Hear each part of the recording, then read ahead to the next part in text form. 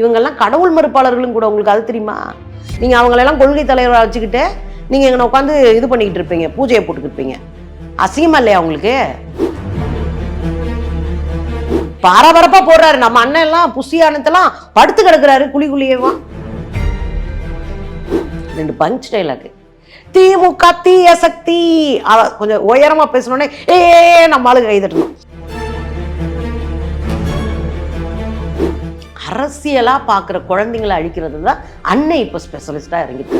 இப்ப தாவேக்கா ஜனநாயகன் படம் வரும். யார் போய் நிப்பா? ரசிகர் மன்றம் இல்ல. தாவேக்கா வாங்கும், தாவேக்கா விற்கும். உங்களை இவ்வளவு அவமானப்படுத்தினது யாரு? பிஜேபி. உங்களுக்கு என்ன இல்லை? முதுகெலும்பு இல்லை. நீங்கெல்லாம் அரசியலுக்கு லாய்க்கு இல்லை. ஸோ ஊழலினுடைய பெருச்சாலி அண்ணன் பிஜேபி. ஒன்றிய அரசை போட்டு அடிச்சு காலி பண்றது. அண்ணன் காலி பண்ண மாட்டார், பயப்படுவார். ஏன்னா மொத்தமா சிக்கியிருக்கிறாரு, கொத்தடிமையா இருக்காரு. கையை இப்படி கட்டிட்டாருன்னா இப்படியா, இப்படி கட்டிட்டாருன்னா அப்படித்தான் முடிஞ்சிச்சு. உங்கள் விருப்பத்திற்கேற்ப விதவிதமா சமைக்க OMD மசாலா இப்போதே ஆர்டர் செய்யுங்கள். 4ஆம் தூர் நேயர்கள் அனைவருக்கும் வணக்கம். இன்று நம் நிகழ்ச்சியின் சிறப்பு விருந்தினர் பேராசிரியர் சுந்தரவல்லி அவர்கள் இணைந்துள்ளார். வணக்கம் மேம். வணக்கம்ப்பா. திமுகவும் மாநாடு மேல மாநாடு பொதுக்கூட்டமா போட்டுட்டு இருக்காங்க. அதுல எடுத்து பாத்தீங்கன்னா இப்ப சேலத்திலயும் நாளைக்கு தாவேக்கத்துல பேச போறார், மீட்டிங்கும் நடக்க போகுது. அது பாத்தீங்கன்னா பூமி பூஜையில இருந்து ட்ரைனிங்ல இருந்து எல்லாமே பயங்கரமா இருக்கு. அது எப்படி நாளைக்கு என்ன மாதிரியா பேசுவார் எதிர்பார்க்கலாம்? நீங்க சிரிக்காம அதை கேட்டீங்கல்ல, அதுக்கு உங்களை பாராட்டணும். நீங்கள் எனக்கு தெரிஞ்ச மாநாட்டுக்கெல்லாம் பூமி பூஜை போகிறதெல்லாம் இது எனக்கு இந்த கட்சியில் தாங்க பார்க்குறேன். எங்க பாஜக கூட போடுமான்னு எனக்கு தெரியலங்க. நான் இந்துக்களினுடைய ஒரே ஆள், நான் தான் இந்துக்கள் பாதுகாவலன்னு சொல்கிறேன். அவங்க கூட போட மாட்டானுங்க போல. மாவட்ட சைடுல பரபரப்பா போடுறாரு. நம்ம அண்ணன் எல்லாம் புசியானத்தெல்லாம் படுத்து கிடக்குறாரு குழிக்குழியேவா. இங்கேயே போடுங்கடா அப்படின்னு படுத்து கிடக்குறாருன்னா பாருங்களேன். இதில் நீங்கள் பெரியாரை தூக்கிட்டு வந்தீங்கல்ல, பெரியார், காமராஜர், நீங்க இவங்கெல்லாம் அவமானப்படுத்துறீங்க, அசிங்கப்படுத்துறீங்க. காமராஜரும் பெரியாரும் சமூக நீதிக்கானவங்க. அஞ்சலை அம்மா இவங்கெல்லாம் கடவுள் மறுப்பாளர்களும் கூட. உங்களுக்கு அது தெரியுமா? நீங்க அவங்களெல்லாம் கொள்கை தலைவராக வச்சுக்கிட்டு நீங்க எங்க உட்காந்து இது பண்ணிக்கிட்டு இருப்பீங்க, பூஜையை போட்டுக்கிட்டு இருப்பீங்க. அசிங்கமா இல்லையா உங்களுக்கு? 2வது கேள்வி நான் கேட்குறேன். இந்த போறது எல்லாரும் மாநாடு நடத்துறது அப்படின்றது தங்கள் கொள்கைகளை சொல்லுவதற்கு, தங்களுடைய கருத்துக்களை மக்கள்கிட்ட கொண்டு போய் சேர்க்கணும். நான் இவ்வளோ வேலை பார்த்துருக்கேன் அல்லது நான் இவ்வளோ வேலை பார்ப்பேன், இதை சொல்றதுக்கு தான் அவங்கள வர்றாங்க. அண்ணன் என்ன சொல்லுவார்?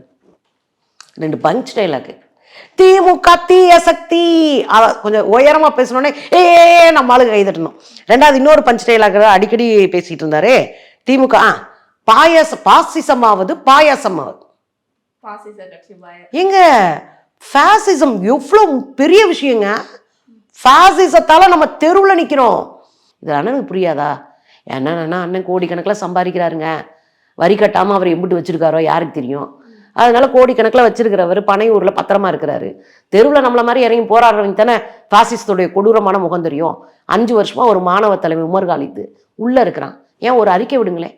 நீங்கள் தான் இந்த நாட்டுக்கு நட்டமாக நிற்க வச்சு வந்துடுற. சும்மா இவங்கள ஒன்றும் இல்லைங்க, பூஜை நடத்திட்டு அங்கே போய் 4 பஞ்ச் டைலாக் பேசிட்டு 10 பிள்ளைங்க விசில் அடிக்குங்க. 4 பிள்ளைங்க நீங்கள் ஒரு முக்கியமான ஒரு இடத்த தொட்டீங்க, உறுதிமொழி எடுக்கிறாங்க பாருங்க. ஏங்க நான் கொலை காண்டாயிட்டேங்க. யாருக்கு யாரு உழைக்கிறது? விஜய் உழைச்சு கோடிக்கணக்கில் சொத்து சேர்த்து ஒரு பங்களாவை கட்டி ஓசரமா ஒரு கேட்டை போட்டு உள்ள வர்றதுக்கே பர்மிஷனோட உள்ள வரணும். என் பிள்ளை இன்னைக்கு தான் டிகிரி படிச்சிருக்கான். அங்க நிக்கிற அத்தனை பேர் நான் என் பிள்ளைய தான் பாக்குறேன். என் பிள்ளைங்க வயசு தான். அவன் இப்பதான் படிச்சுட்டு இருப்பான், டிகிரி படிச்சுட்டு இருப்பான். இது பண்ணுவான். அவனை கூப்பிட்டு வெயில்ல வச்சு நிக்க வச்சு, சாப்பாடு இல்லாம போகலாம், தண்ணி இல்லாம போகலாம், நீ ஒண்ணுக்கு கூட போகாம நிக்கணும். அதான் நிலைமை. ஏன் நிக்கணும்? எதுக்கு நிக்கணும்? யாருக்காக நிக்கணும்? எந்த அசம்பாவிதமும் நடந்துடக்கூடாதுன்னு நான் ஏன் நிக்கணும்? உனக்காக நான் ஏன் நிக்கணும்? நீ தான் என் அசம்பாவிதம் நடக்காம கிரீஸ் தடவுற ஆளாச்சே. நீ தான் அசம்பாவிதம் நடக்காம சொந்த கட்சிக்காரனவே பவுன்சஸ் தூக்கி எறிகிற ஆளாச்சே. ஒரு 1000 பேர் இறக்கு அசம்பாவிதம் படம் பார்த்துக்க. என் பிள்ளைய நிக்கணும்னு தான் கேள்வி. நீ அரசியல் அவனை வைக்கல, அடியாளாக்கிட்டு இருக்க. நீ அரசியலை வளர்க்கறதுனா வகுப்பு நடத்தியிருப்ப. ஒரு கிளைக்கும் போய் முதல்ல வகுப்பு நடத்தியிருக்கணும்.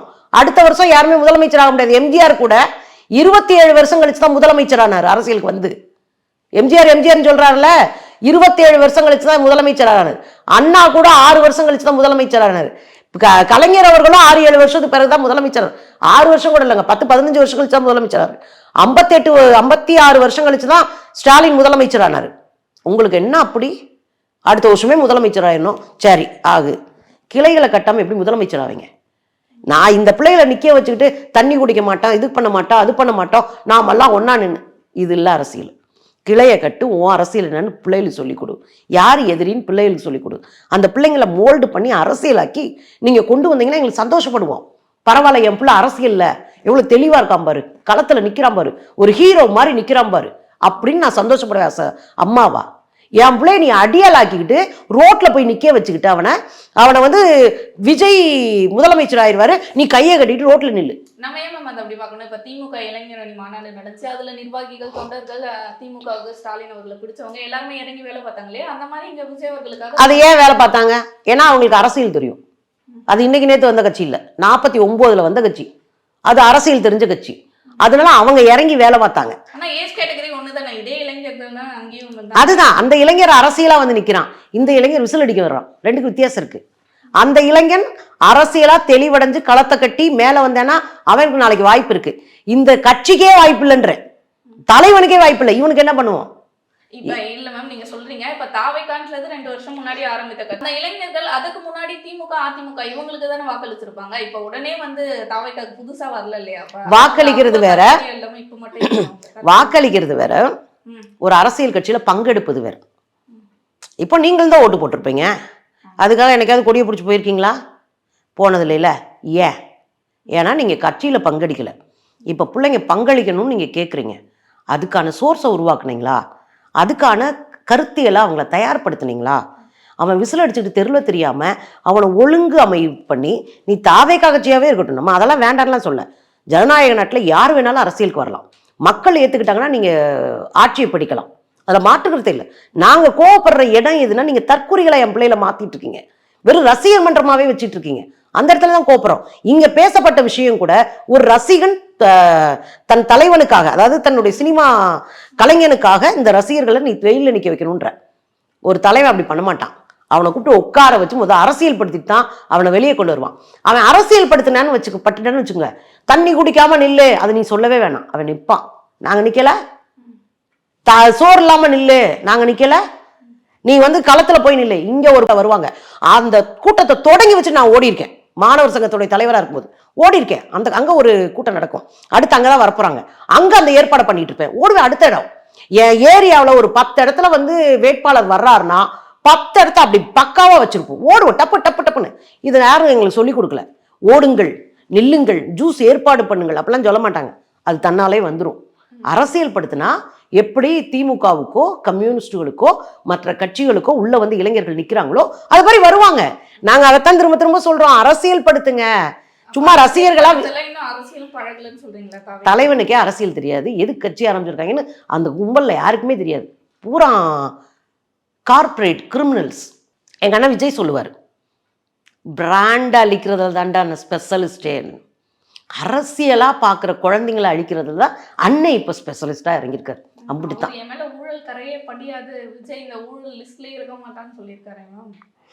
இது தமிழ்நாட்டில் குழந்தைக்கு கூட அரசியல் தெரியுங்க. நம்ம பாட்டி இருக்காங்களே, பூ விற்கிற பாட்டி, அதுக்கிட்ட போய் கேளுங்க, ஏன்பா ஊழல் பண்ணலன்னா எதுக்கு 1.5 கோடி ரூபா ஃபைன் கட்ட சொல்கிறான் அப்படின்னு நம்ம வாயா கேட்கும். நான் ரொம்ப சிம்பிளாக கேட்குறேன், உங்கள் சம்பளம் அதில் ஊழல் பண்ணுறீங்கன்னு நான் குற்றச்சாட்டு வைக்கிறேன். ஏன்? சம்பளத்தை சினிமா துறையில் எல்லா நடிகர்களும், பெரும்பான்மை நடிகர்களும் நீங்கள் பிளாக்லையும் ஒயிட்லையும் வாங்குறீங்க. இந்த பிளாக்ல வாங்குற பணம் அப்படின்றது கையில் வாங்கிடுவீங்க, அது வரிக்கு வராது.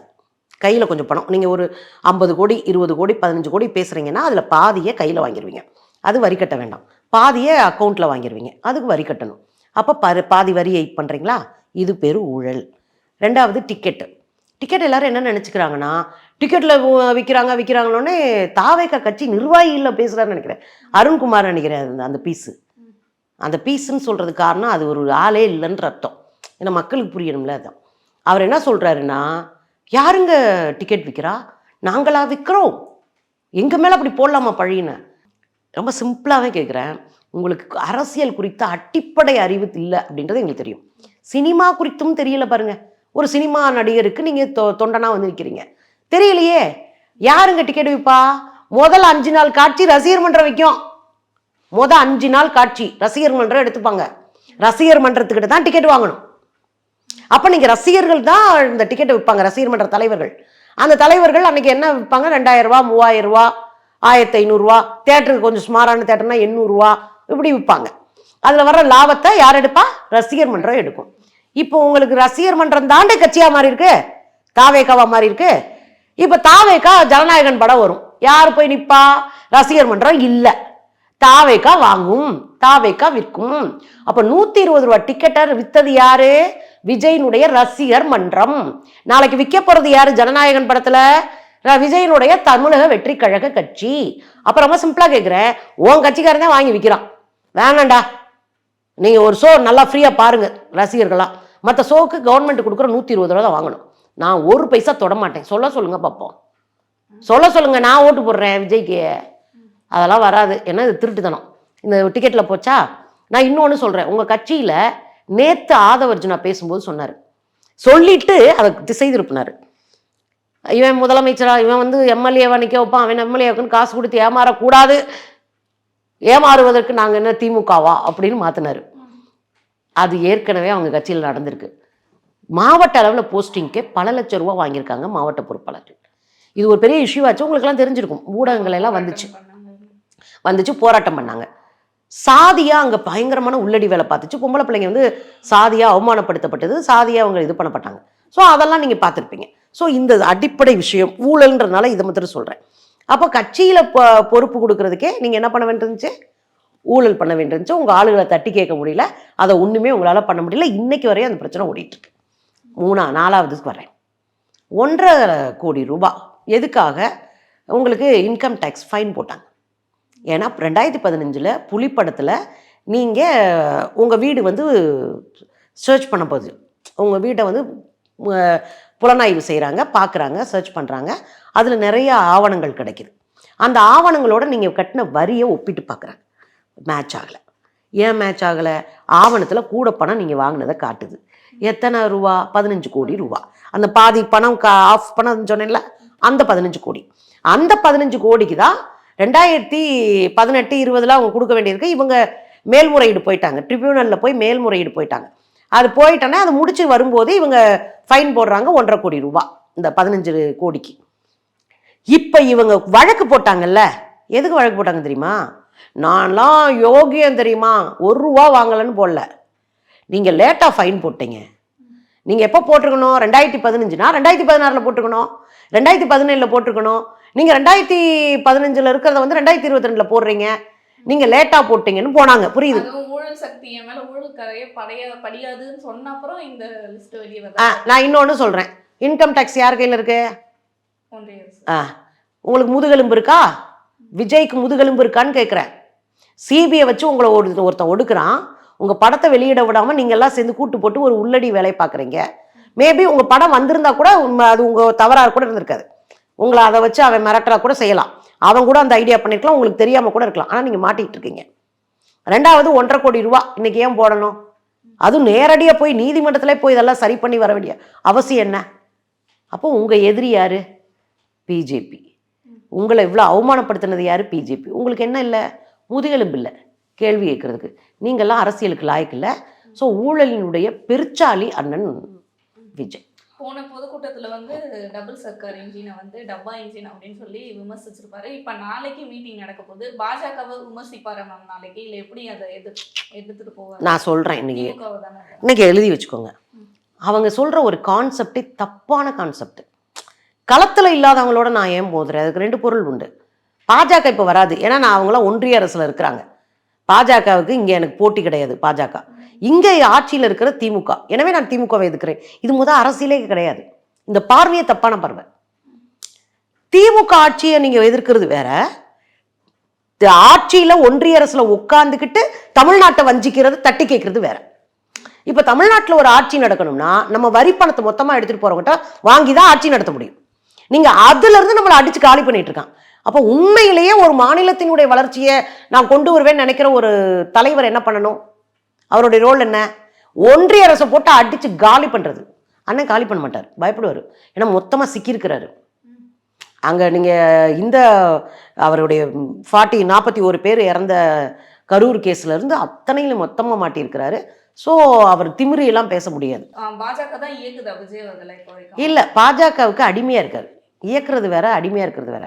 இயக்குறது உங்ககிட்ட சொல்லி உன்னை செய்ய வைக்கலாம், எந்த செஞ்சு தான் ஆகணும் அப்படின்னா நீ அடிமையாக இருக்குன்னு அர்த்தம்.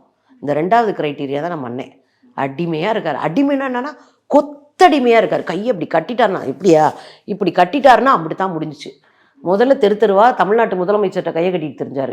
அவர் கையை கட்டாத ஒரே முதலமைச்சர் ஸ்டாலினும் கலைஞரும் அவர்கள் தான். ஏன்னா அவங்க கருத்தை பார்க்க தெரிஞ்சவங்க. மொத்த அதிமுக உங்கள்கிட்டையும் கையை கட்டிட்டு நின்றவர் தான் இன்னைக்கு யோகியமாக பேசிகிட்டு இருக்காரு. பாஜகவெல்லாம் அவர் பேசுறதுக்கெல்லாம் முதுகெலும்பு வேணும். எனக்கு இருக்குது. ஜெயலலிதா உயிரோடு இருந்த காலத்திலே டிவியில் உட்காந்து ஜெயலலிதாவை கிழிச்சு உண்டுலன்னு பண்ண ஒரு ஆள் நான். எனக்கு முதுகெலும்பு இருக்குது. பின்னணியே இல்லாத ஒரு ஆள், பெருசாக பொருளாதார பலமும் இல்லாத ஒரு ஆள். நான் அடித்து ஆடிட்டு இருக்கேன். நீ தான் பெரிய ஆளாச்சே, அடிச்சுப்பாரு, இன்னைக்கு எழுதி வச்சுட்டு போங்க. அம்பிட்டு தைரியம்லாம் எங்கள் அண்ணனும் கிடையாது. அவர் பாவம் ஒரு புள்ள பூச்சி. கடைசியா விஜய் அவர்கள் இந்த தேர்தலில் வாக்கு பிரிப்பாரா, இல்லை எத்தனை வாக்கு சதவீதத்தில் அவர் நிற்கிற தொகுதியில் வெற்றி பெறுவாரா, இல்லை பெரும்பாலும் எத்தனை தொகுதியில் வெற்றி பெறலாம்? இல்லைங்க, பொதுவாகவே 4 முனையாக இருக்கும். புதுசாக பார்க்குற குழந்தைங்க விஜய்க்கு கொஞ்சம் ஓட்டு போடுவாங்க. ஆனால் அந்த ஓட்டு வெற்றி வாய்ப்பை உருவாக்கக்கூட ஓட்டாக மாறாது. விஜய் கொஞ்சம் ஓட்டை பிரிப்பார், அதிலெல்லாம் மாற்றுக்கிறதெல்லாம் கிடையாது. வெற்றி வாய்ப்பை உருவாக்குகிற ஒரு தேர்தலாக விஜய்க்கு இது இருக்காது. வேட்பாளராக நிற்கிற இடத்துல ஜெயிக்க முடியும். அதுக்கு 100ல் ஒரு 80% வாய்ப்பு இல்லை. அவரே நின்னாலும் அந்த ஊரில் இந்த அரசினால் நலத்திட்டங்களில் அனுபவிக்கிறவங்க, இந்த அரசு வேண்டும்னு நினைக்கிறவங்க விஜய் வேணும்னு நினைக்க மாட்டாங்க. இன்னொன்று, விஜயோடைய ஓட்டு வங்கி கிராமங்களில் வேற இருக்குது, நகரங்களில் வேற இருக்குது. நகரங்களில் இருக்கிற இளைஞர்கள் விஜய் விரும்புகிறாங்க, கிராமங்களில் இருக்கிற இளைஞர்கள் விஜய் ஒரு பொருட்டாவே மதிக்கலை. 40க்கு மேலே விஜய்க்கு ஓட்டு இல்லை. மீன்ஸ் அந்த வாக்காளர்கள் 40க்கு மேலே இருக்கிற வாக்காளர்கள் ரொம்ப லீஸ்ட் பாயிண்ட் தான் இருக்கிறாங்க இவருக்கு ஓட்டு போடணும்னு நினைக்கிறவங்க இல்லை பொதுவாக. அப்போ நீங்கள் இதெல்லாம் கூட்டி கழித்து பார்த்தீங்க அப்படின்னா பெரிய வெற்றிக்கான வாய்ப்பாக இருக்காது அப்படின்றதா என்னுடைய கருத்து கணிப்பு மட்டும் கிடையாது, அவர் எடுத்த கருத்து கணிப்பில் அதான் உண்மையாக இருக்குது. இதெல்லாம் தாண்டி சூழல் கொஞ்சம் டஃப்பாக இருக்கும். ஏன் டஃப்பாக இருக்கும்னா எதிர்கட்சிகள் அந்தலாம் இல்லை, எந்த கட்சியும் டஃப் கிடையாது. ஆனால் பாஜக செஞ்ச ஒரு உள்ளடி வேலை இருக்குது. எஸ்ஐஆரை வச்சு 1 கோடி வாக்கை காலி பண்ணியிருக்கிறாங்க. நாளைக்கு இனியும் ஒரு செகண்ட் லிஸ்ட் வரும்போது தான் இன்னும் எத்தனை பேருடைய வாக்கு போச்சுன்னு நமக்கு தெரியாது. இப்போ 1 கோடி வாக்கு தெரிஞ்சு 1 கோடி வாக்குன்னு சொல்லியிருக்காங்க. இப்போ வாக்கு 2-3 குளறுபடி பண்ணாங்க. இப்போ பேர் இருக்குன்னு வச்சுக்கோங்க, உங்கள் அம்மா அப்பா பேர் உங்கள் எல்லாத்தையும் மாற்றி மாற்றி போடுறது. அடுத்து திரும்ப செக் பண்ணுறன்ற பேரில் மாற்றிருக்கு, உங்களுக்கு ஓட்டு இல்லைன்னு முடிச்சு விட்ருவோம். ஏன்னா நமக்கு அது தெரியாது, நம்ம பார்த்துருக்க மாட்டோம். நமக்கு தான் ஓட்டு இருக்கல, எப்பயும் ஓட்டு இருக்காப்பான்னு கேட்போம் ஃபோனை போட்டு. அக்கா உங்கள் பேர் இருக்கா, நம்ம உள்ளுக்குள்ளே என்ன இருக்குன்னு அவனும் பார்க்க மாட்டான், நம்மளும் பார்க்க மாட்டான். நாளைக்கு உங்கள் ஓட்டை காலி பண்ணிடுவார். இந்த ஒரு தந்திரம் நியூமரட்டிக்கலாக உள்ளே இறங்கி ஒரு உள்ளடி வேலை பார்த்துருக்கு. ஒரு தொகுதிக்கு 100லேருந்து 150 வாக்குச்சாவடிகள் இருக்கலாம்.